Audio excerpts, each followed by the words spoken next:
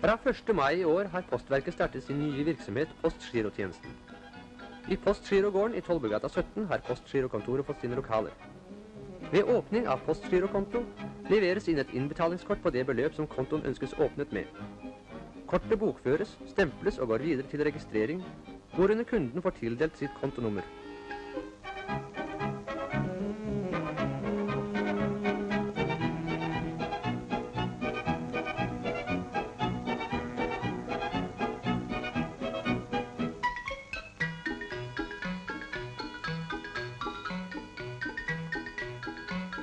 Etter registreringen går innbetalingskortet til bokholderiet, hvor beløpet blir postert på vedkommendes konto.